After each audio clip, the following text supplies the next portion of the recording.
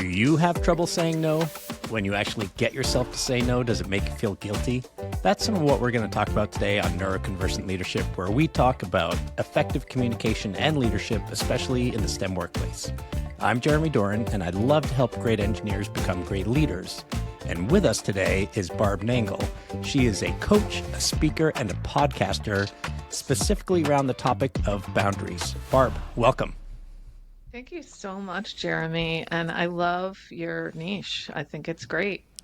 Thank you. I hope that you tell a lot of people about it so that I get more and more listeners.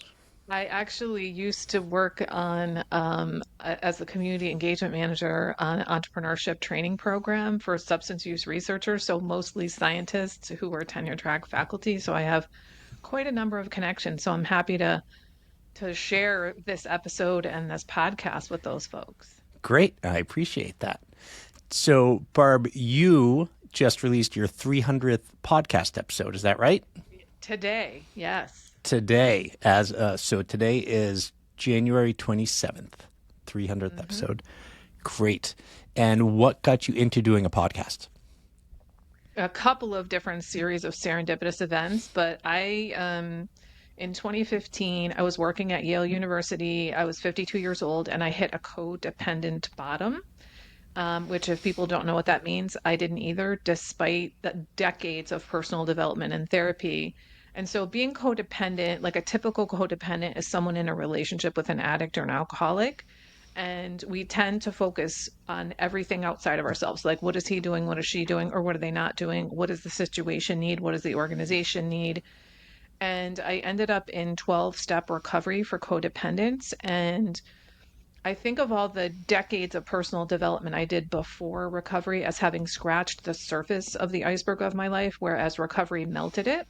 So there was that. And then a couple years later, I got laid off from Yale. And through another series of serendipitous events, I found myself in the world of entrepreneurship, startups, and innovation at Yale and in New Haven, started my own business. And I really was astonished at how much like mindset shifts, tools, tricks, life skills were in 12-step recovery, none of which I had ever learned before in my almost 40 years of personal development.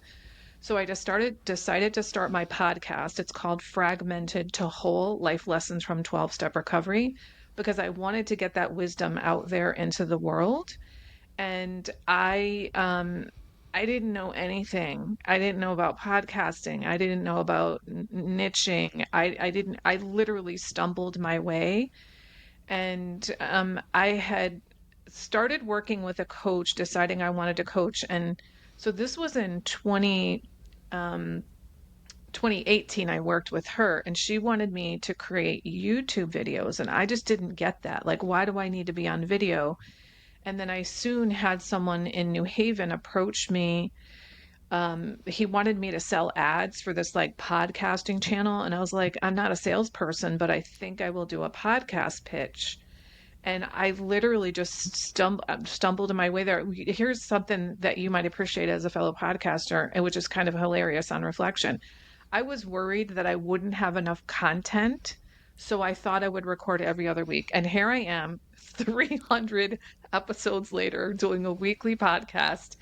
And I have a list like this long of topics that I almost never look at because just stuff comes up all the time. So I think one message I want to give to people is you don't need to know how. Just take the first step in faith and like go as far as you can see. When you get there, you can see further. And the next thing you know, you'll have 300 podcasts under your belt. Nice. I am at around 82, and I agree. It sometimes just what happens during the week will inspire what that week's podcast is going to be about. Wonderful. So tell us more about boundaries, and when you say you're a boundaries coach, what does that actually mean? Yeah. So I mentioned being codependent. I've had lots of issues, including intergenerational family dysfunction, childhood trauma, which resulted in a lack of boundaries and my codependence. And so I think of codependence as my core wound. I also had years of substance use and a recovering compulsive overeater. So lots and lots of issues. But because I think of codependence as my core wound, Boundaries are essentially the antidote to codependence. And so, what boundaries do is they help us, like when we go through the process of building them, we figure out, well, who am I? What's okay with me and not okay with me? What do I want, like, need, and prefer? And then the part that most people think about is where you communicate that stuff to other people. The more important work is internal. And so we learn really to focus internally rather than externally. That's why it's the antidote to codependence, because codependents are focused externally. Um, and that is such a drain. Number one, because all the energy is going outward. And number two, that energy is going outward towards things that you cannot control. So it's an endless drain of energy. Whereas if you turn the energy internally, you can actually make a difference. And I was astonished, Jeremy, at how much more control I had over my life. And mind you, I always felt like a powerful woman of agency. I was not some wallflower that people were walking all over. And so, learning how to build healthy boundaries is kind of like, I think of it as like, if people are watching the video, like I determined like the shape of Barb. What are the boundaries of Barb? Where do I end and other people begin? Where does my responsibility end and other people's responsibility begin? And so most people, when they hear about boundaries, they think it's about saying no. And that is a teeny tiny little subset of saying boundaries. There's some people who literally cannot say that word, at least in the context of like refusing to do something. But there's so much more. And it really starts with the internal work. For me, I learned to build boundaries through the process of 12-step recovery, through this sort of meandering, haphazard path. I didn't even know that it was building boundaries. It was probably 2 to 3 years. And by the time I got boundaries, I was like, wow, this is amazing. Like this. So I started reading about boundaries, and it helped me to like retroactively understand what had been happening, what changed, and I had names for like the principles, and I started drawing images to visually depict sort of what I was understanding about boundaries. Well, those drawings turned into handouts, which turned into a workbook, which is the backbone of my boundaries coaching program. So I have 12 multimedia modules, and I've created an accelerated process for people to learn how to build boundaries in weeks so they don't have to take a meandering haphazard path like I did. So it's very structured. It's not haphazard. It's multimedia. So if you take in information by listening, by reading, by doing, by watching, I tackle all of that stuff. And what I start with people is having them figure out what are your top 5 values, because when we are anchored in what matters to us, that tells us when and where to set boundaries. So if your health is really important to you, as it is to me now because of the years of like abuse and neglect of myself, then I'm going to have certain boundaries in place to uphold, support, and promote my health. So I go to bed by 11 o'clock at night. I don't stay up all night watching TV. I don't allow people to smoke in my house because I want a healthy environment. I have financial boundaries to support my health. So I pay for healthy food, sometimes organic. I pay for things like meditation and yoga. I have time boundaries. So I set time aside for meditation, journaling, readings, yoga, exercise, that sort of thing. So it's really about living on purpose, or some people call that living proactively. That's what boundaries are all about. I like that. I'm going to go back a little bit. You talked about what I always think of as the sphere of what you can control. So if you draw a big circle on a piece of paper, that's everything in the world. And you draw a much smaller circle in the middle of that, that's what you can control. The more time you spend focusing on things within the circle of what you can control, the bigger and bigger it gets. And the more time you spend focusing outside of that little circle, the smaller it gets. So I really like that. Yeah, that sounds like the Stephen Covey circle of concern and circle of control. Yeah, I'm a big fan of that, big fan of Stephen Covey. I love that he calls that outer circle the circle of concern, because you have every right to be concerned about those things. But if you think that you can control people, places, and things, you're going to have a very difficult life. Yes, it's quite the challenge. Mm. And the other thing you talked about were your core values and kind of using those as a boundary. And making sure that you're doing things within those values. I talk a lot about the workplace. The corollary that I can think of that is I will often have people tell me what are the 6 highest payoff activities that you should be doing every day. Those are your important things to do. And when you get distracted by something that's not one of those, or someone asks you to do something that's not one of those, then I have to tell people for a week, say no to everything, no matter what it is. Always say no, and then figure out if you want to do it, because people so often default to yes. It's a challenge for a lot of people. When you're doing this coaching, is it helping people in their personal lives at home, their work lives, or is it both? It's really both. So my ideal client are professional women who say yes when they really want to say no and who neglect themselves because they're so focused on others, because that's former me. So they might come to me with workplace issues or they might come to me with personal issues, but it impacts both. I had one client who was a very successful entrepreneur, and she kept saying that it was about the boundaries at home, but it was really about the boundaries at work. And she was able to implement, she just, because she would go to a conference and everybody wanted to talk to her and see her. And she realized, I can't do it. I just have to tell people that, I'm afraid I just don't have time. And when she did, the first time she did it, she was like, oh my God, I got to actually enjoy the conference. Like, I just don't have it in me to meet with every single person. And then the stress level went down. And then she was much more calm and present at home. She also worked at home and had a small child at home. And so this tension and resentment from work just kind of spilled out into her personal life. And then I've had other people that, come to me and it's all about work, and lo and behold, things clean up at home because they're learning how to communicate effectively, tell people the truth about what's okay and what's not okay, and be selective.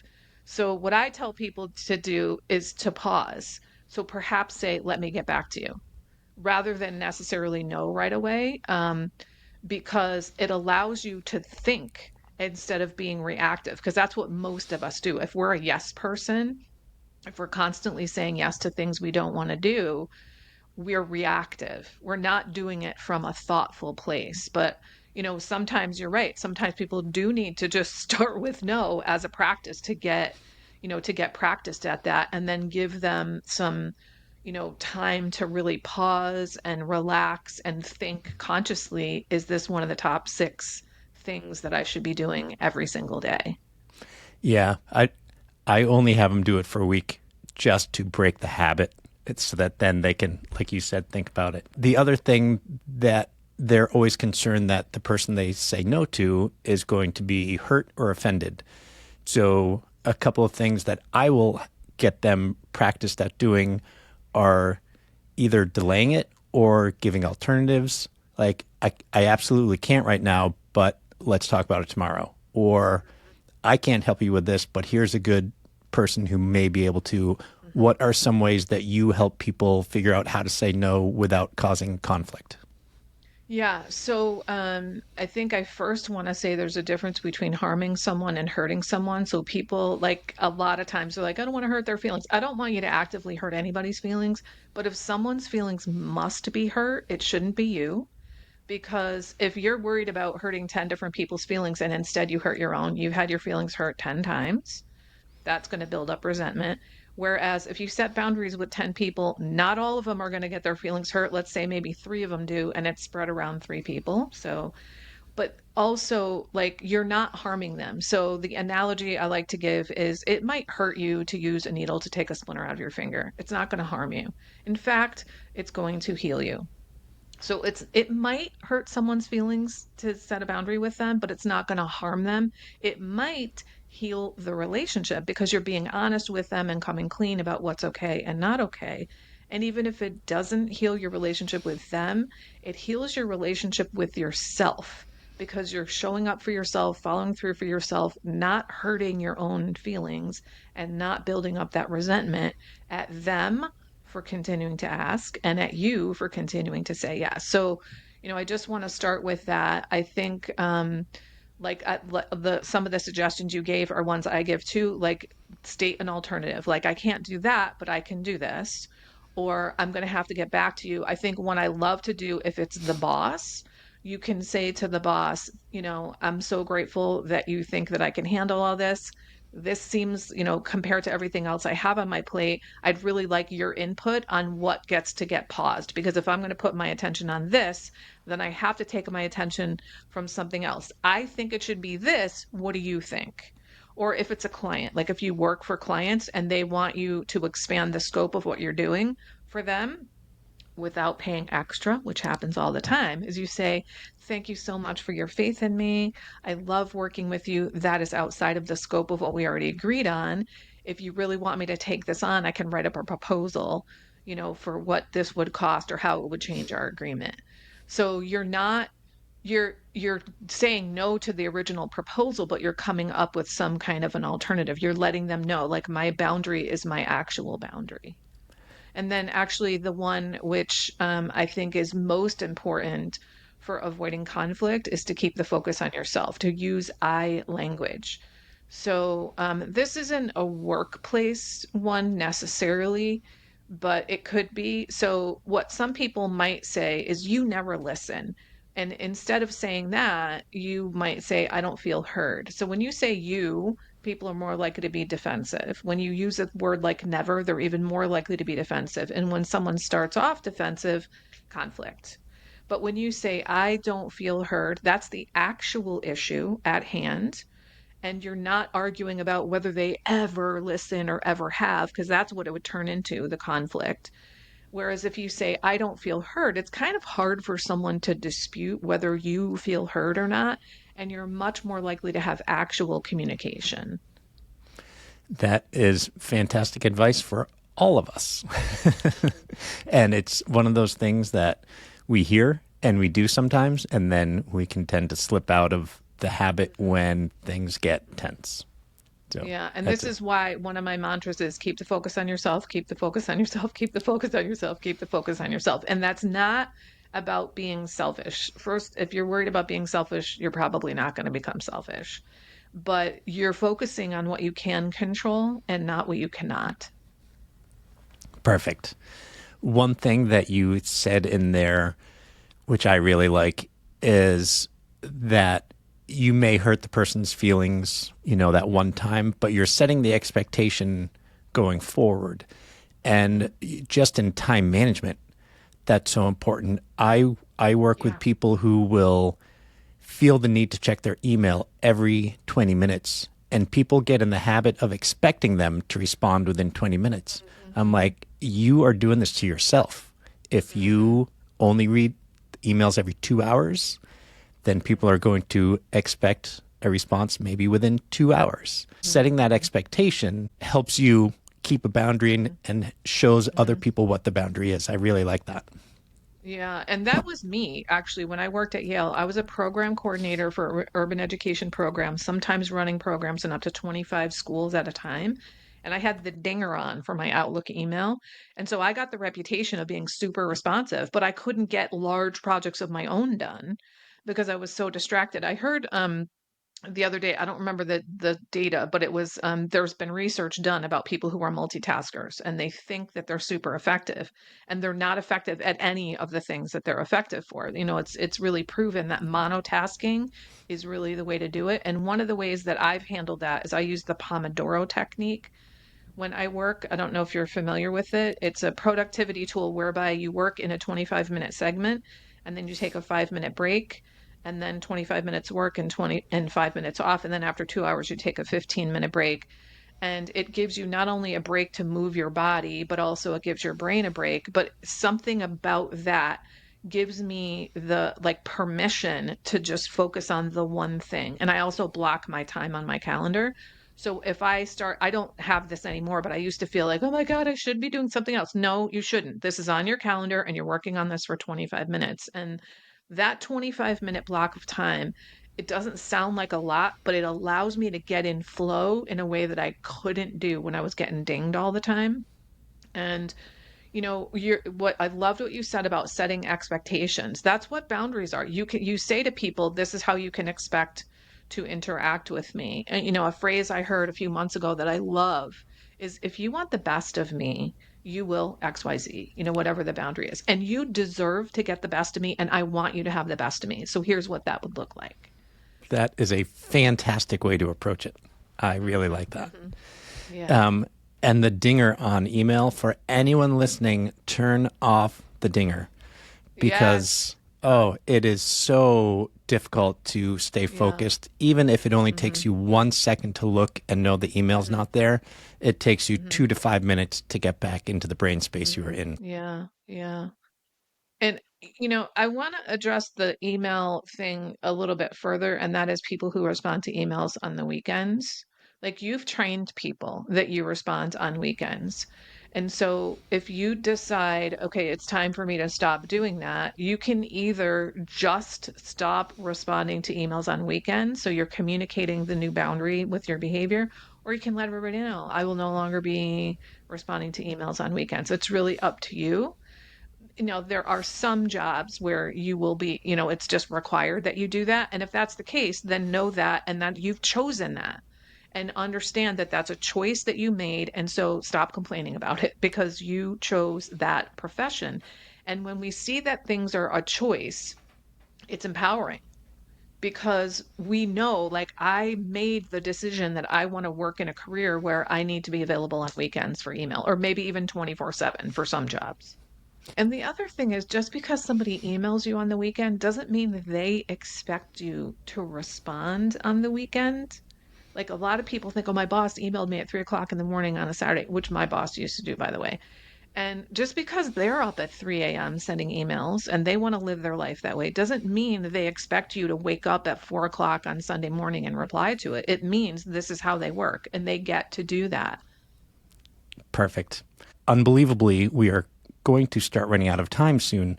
So, Okay. what are one or two things that people can enact right now to help them with their boundaries and setting those?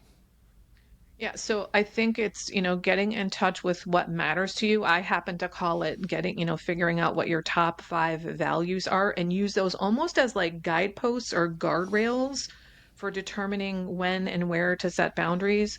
So boundaries are, I think of them as standards for your life, and then they're limits for you and other people to uphold those standards. So I would say start with the values and then like understand that building boundaries is an experimental process and you will make mistakes. And so we don't get better at something by not doing it. So you're going to have to set boundaries and make mistakes. And that's just the way the world works. We get better at things by making mistakes and then making adjustments from there. Just try not to make the same mistake twice. Right. And if you do, don't use it to beat yourself up. This is like information, not ammunition. So info, not ammo. We're using this as information to learn, integrate, and grow from, not to beat ourselves up. Wonderful. What are some resources people can use to help them develop that? How can they get in touch with you, or are there other places where they can get help? So I have a free boundary building starter kit at boundariesstarterkit.com. So it's a multimedia, it's pretty robust. It's got like 9 videos, at least one article, a couple of handouts, and then I have 40 something episodes of my podcast just about boundaries. And in that kit is a link to a playlist of just the boundaries episodes. So this is for people who say yes when they really want to say no, people who don't know how to communicate. You get all kinds of like tips and scripts, a bunch of mindset shifts. I think mindset is foundation for everything, and a whole bunch more. So they can start there. They can also just go listen to my podcast. So since they're already listening to yours, they might just hop on over to mine, or they can go to fragmentedtowhole.com and find it there. Perfect. I will put notes on all of that in the show notes so that people can make sure to find you. All right, Barb, as we wrap up, I ask my 3 standard questions. What is a place that you have traveled to and loved, and a place that you have not yet been but want to go? Sedona. Absolutely loved Sedona. I knew that it was supposed to be this like energetic vortex place, which is why I went. I didn't know that it was absolutely gorgeous with all the red rock. A place I aspire to go is the island of Crete. I just want to go there. It's just, my dad went there on a cruise like a million years ago, and the pictures he sent just to this day have really made me want to go there. Those are both great choices. I love Sedona. I haven't been to Crete, but I've been to a number of the other Greek islands. It's wonderful out there, and the food's really good. All right. Question 2 is, who do you think is a great communicator? And it can be someone we all know or someone just in your own life. Yeah, so I have to say David Bear. I have been on the David Bear wagon lately. He has a podcast called A Changed Mind, and I'm now in his coaching program. And there is just, he's so clear and succinct. He has this way of distilling the wisdom of like the ages and the sages and the, business leaders and neuroscientists in a way that is really palatable to other people and that he gets rid of all the fluff. So I just think he's a phenomenal communicator. Distill is such a good word. People sometimes say dumb it down.